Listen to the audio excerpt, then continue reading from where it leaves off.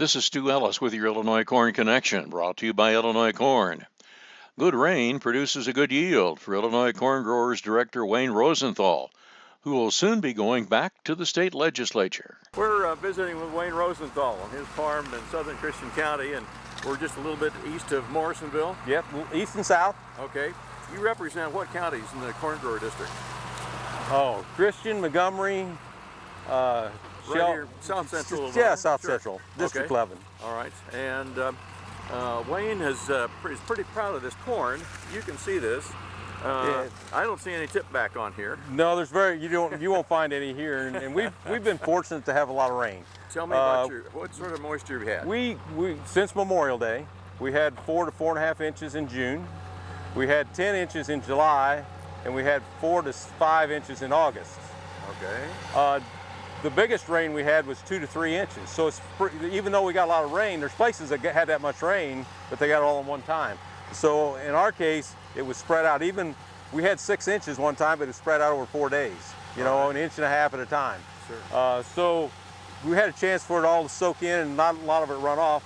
And I've been no-tilling since 1990, so we end up with a lot more water stays in the field than leaves. So you've got a lot of good sponge underneath here that just lots of infiltration and lets the corn roots have it. It does.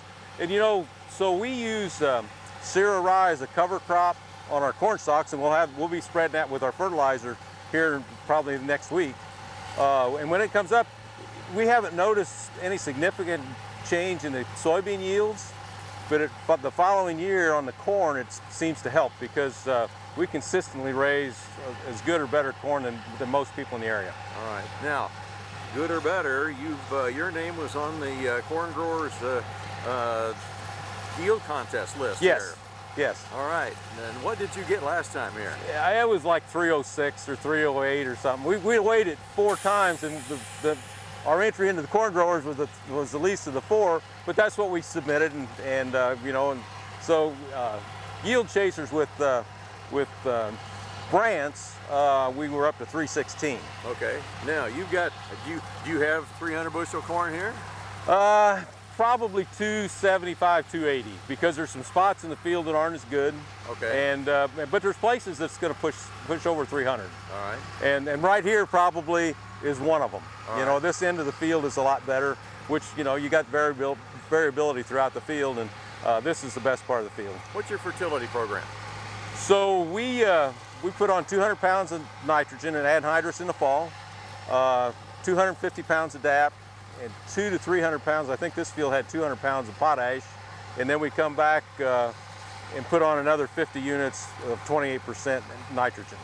And then, of course, with Brandt's, we use a lot of the micronutrients, and so whatever they add to it, and so it all seems to work out.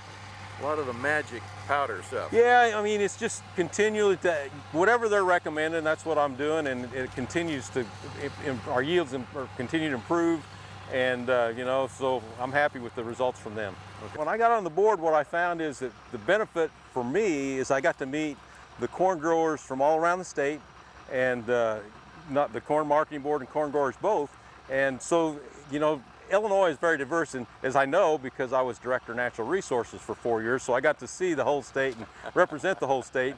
So now, you know, I'm going back on the board, and that's what I tell, you know, we're back to the legislature, and that's what I tell them is that you got a friend in the house to stop by and see me, and whatever we can do to help, I will. That was your Illinois Corn Connection. I'm Stu Ellis. To learn more about how Illinois Corn is working for you, visit www.ilcorn.org.